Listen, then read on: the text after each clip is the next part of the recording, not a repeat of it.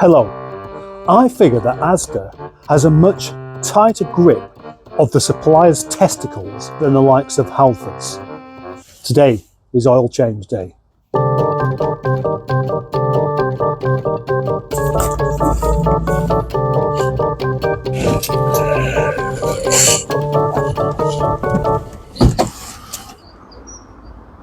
It was only about 1,500 miles since I last changed the oil, but it doesn't last that long when it's not standing either. It will degrade. So just do it. Comma Oils supply Halfords with their branded oil. So I went in there and it was £38 for 5 litres, which has gone up a fair amount. Knowing that Asda have exactly the same stuff with just a different label on it, I went in and bought this for £21.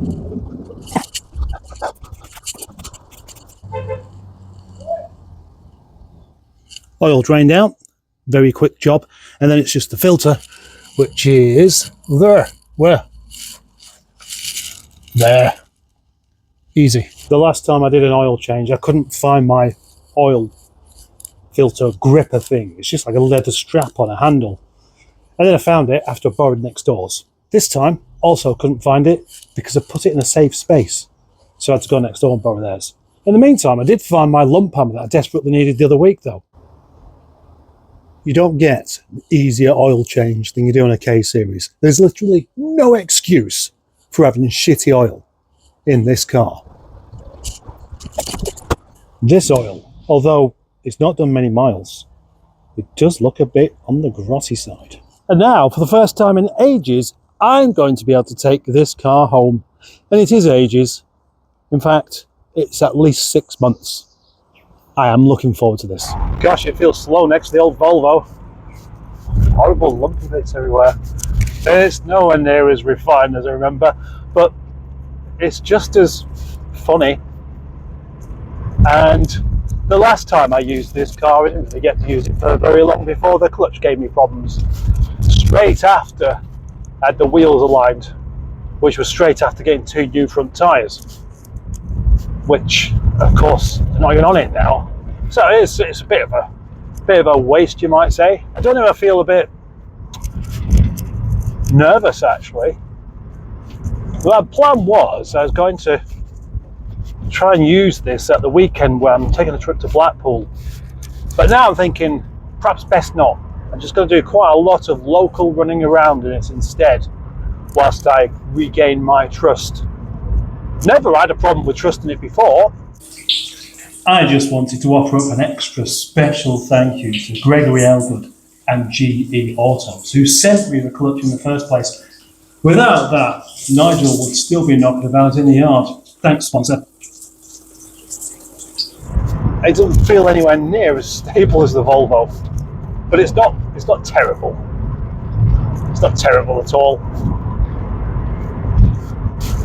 Half expecting the speedometer not to work because of that plug in the gearbox, but that's working and the rev counter's working, so hopefully it won't fall out. And if it does fall out, because there's obviously something missing off of it, then it's just another thing I've got to get hold of.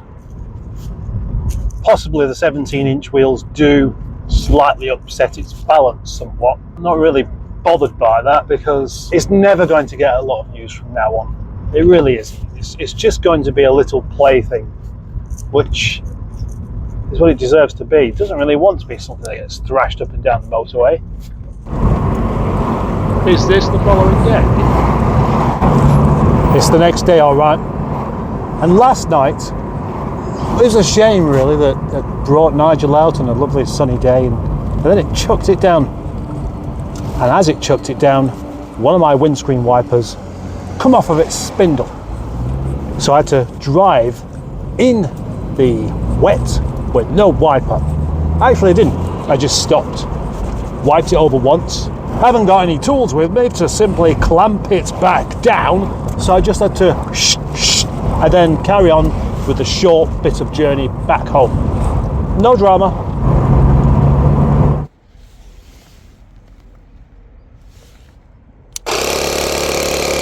I noticed last night that the offside tyre looked a bit flat.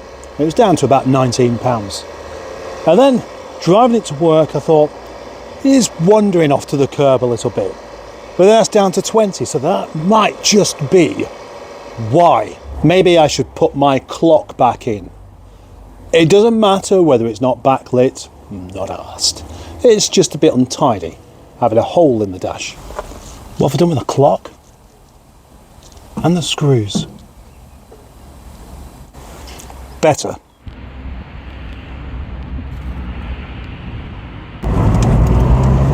So now, having an equal amount of air in each tyre, I'm hoping that will have resolved its issue with just wandering around a little bit, which I got so used to when the tracking was out.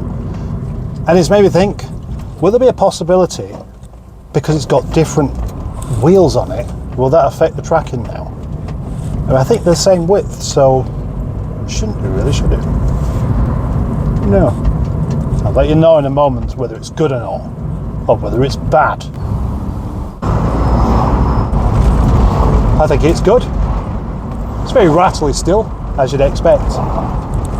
But I'm happy with it. I'm happy now. I am happy, much happier. And the engine sounds much quieter now it's got new oil in it. Best fix that, I reckon.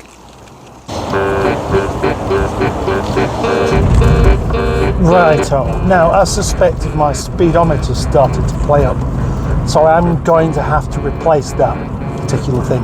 It works a bit, and then it just drops down to the bottom, and then it goes up, and it's moving around. It's highly inconsistent, just like the rest of the car, just like me. But I've got a fairly good idea of how fast I'm going all the time anyway, which is usually not fast enough because there's traffic in front of me, although just at the moment there isn't, which is quite nice. I feel a bit better now. I'm starting to feel a bit comfortable with it. I knew it would happen. It's bound to do. There's a funny smell coming from somewhere. You know when you're driving along and you can smell something that isn't quite right, and you're just hoping that it's somebody else and not you. That kind of thing going on. It's a weird smell actually. It's not oily, it's something else. I don't like that at all. Oh gosh, as I'm slowing down I can smell it more. I wonder if it's the brakes. I mean, the brakes were fine for the MOT and they feel fine, but that smell isn't right at all. I'm a bit concerned actually. You may be aware, you might not be, but the steering rack is different on the ZR to what it is on the 25. And having big wheels on the 25 means you get a little bit of rubbing of the arches with the tyres. But it's not that, because it doesn't smell like burning rubber or burning plastic. It smells kind of fishy, and it's getting worse and worse. And I'm a bit concerned. I'm not happy with this. I'm gonna turn around and go back to the yard and have a look. It's just not what I need right now. I want things to be all tickety-boo. I'm a bit concerned, to be honest. Well, the brakes aren't hot. No brake dust or anything. No signs of a sticky caliper. Ah, yeah. Okay. Yeah, I think it might be the tin of sardines I have cooking under there. Yep, that's what's caused the smell.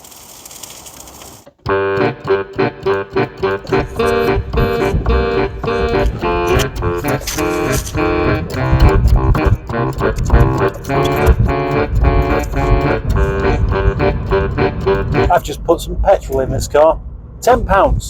£10? Who puts £10 worth of petrol in the car? What's the point? Just fill it up, man. No, there's no point in filling it up.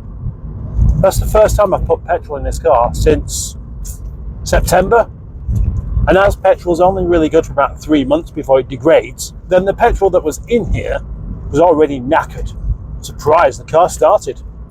So, £10 is plenty, because I don't know how long I'll be using it for. The words perfection and Nigel do not belong in the same sentence. Not that I have visions of this thing being that much better than it really is, but I'd like it to be a bit cleaner.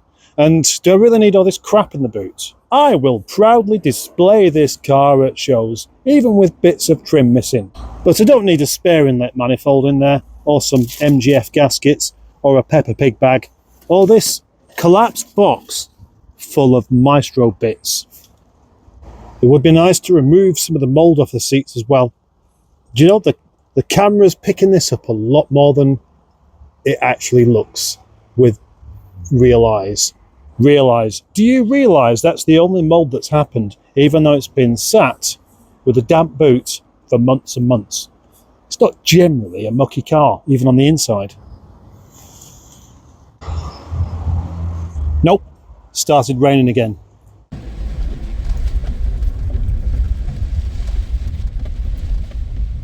I needed some milk. Normally I'd just walk, but I didn't want to get wet. But I got wet anyway. And then when I come out of the shop, it stopped raining. And I realised I've got an umbrella. But the umbrella really only stops your head from getting wet. It didn't stop the rest of you from getting soaked. I've been feeling a little bit, and instinctively I decided that maybe a banana would help. So I bought a banana. I've now eaten my banana. Well, as we approach the end of this video, I can tell you I'm all loaded up and ready to go to Blackpool. Yep, Blackpool. I'm going tomorrow to go and see my friend Alan, and to possibly strike up some sort of interesting deal, a sponsorship deal. That's exciting, isn't it? You don't have to answer, I already know it is.